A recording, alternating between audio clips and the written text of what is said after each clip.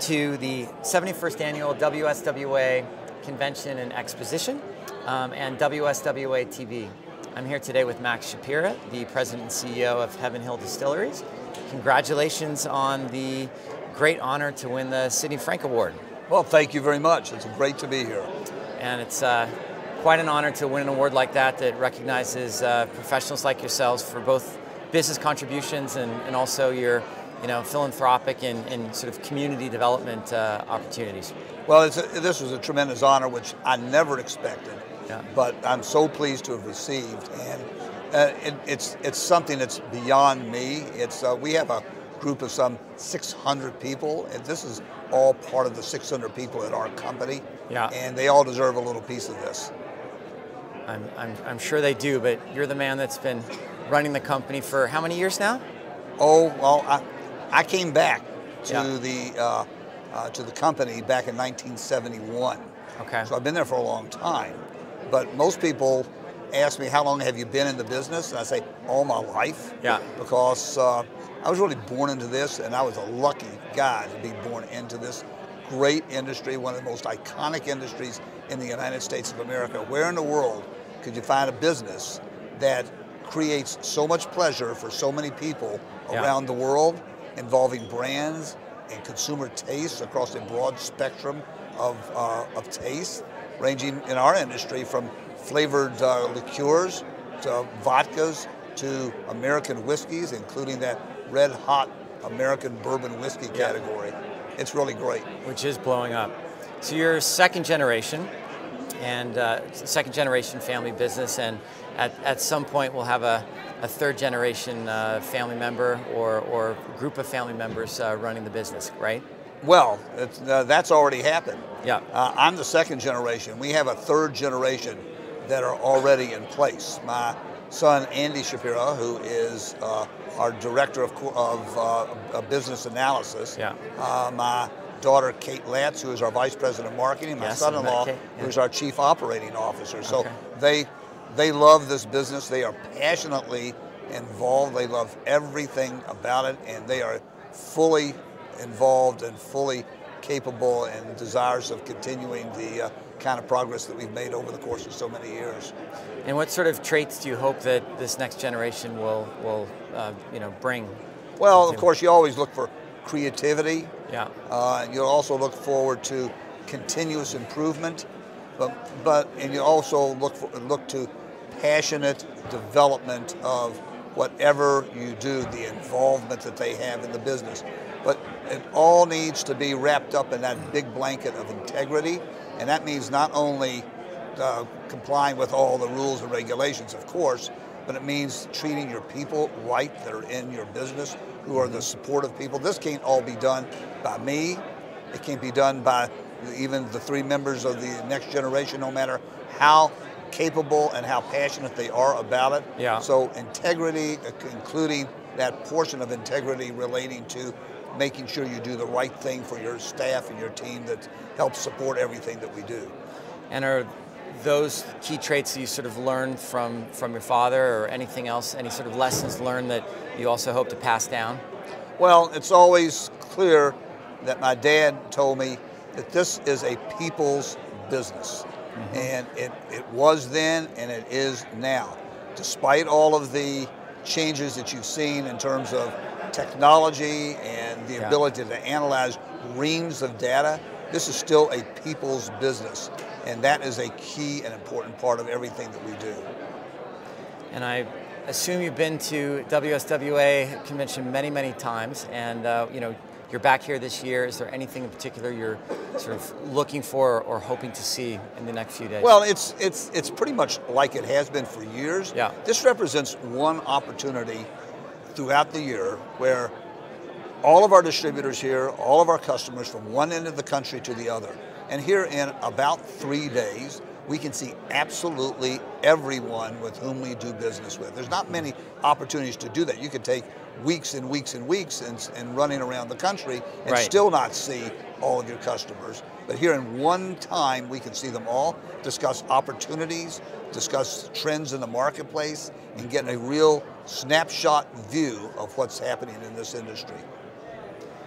And what's on tap for you this year at Heaven Hill?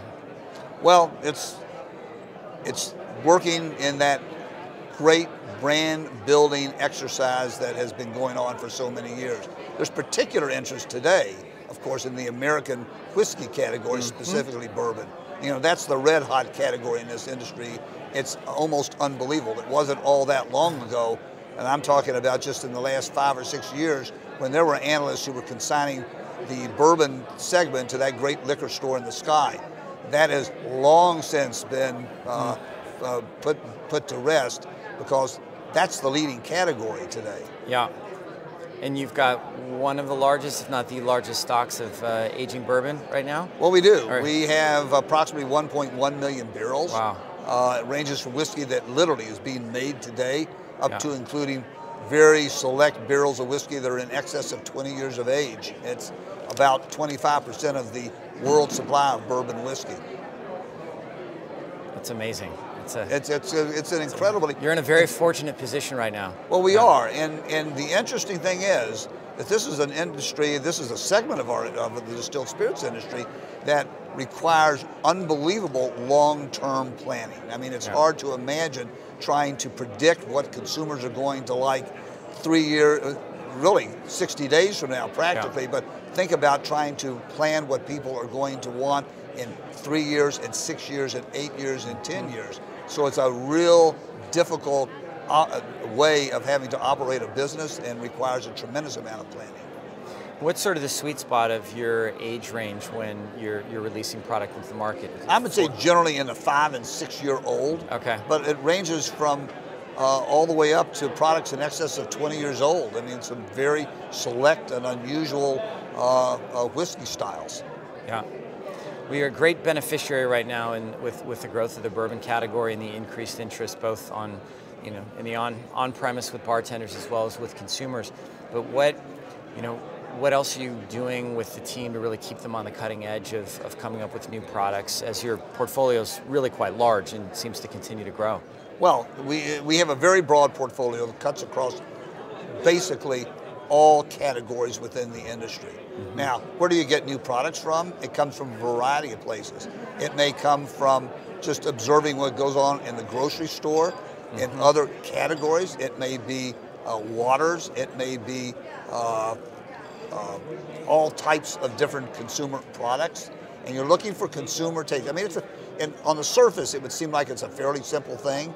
All we're doing is trying to satisfy consumers' wants and desires, but to filtering through and find out exactly what they want in terms of taste profiles, in terms of colors of products, bottle shapes, label styles, it requires a tremendous amount of consumer focus and consumer research, and to determine exactly what consumers want.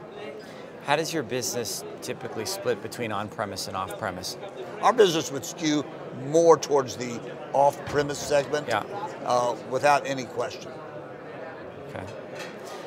So you work with, we were talking a few minutes ago, you work with a lot of different wholesalers, around the country. Can you talk about some of the partnerships that you have and the value that a lot of these relationships have brought to your business? Certainly.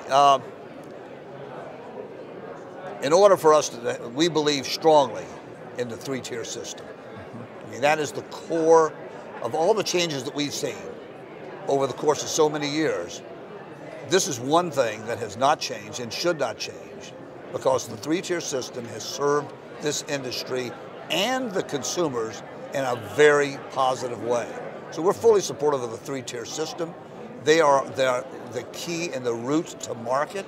They have the access both off-premise and on-premise, and any way of, and all the other developments of merchandising and marketing and all the other factors that go in taking a product from our facilities in Bardstown, Kentucky, and having to deliver it to a local store, on-premise account in whatever area of the country it might be.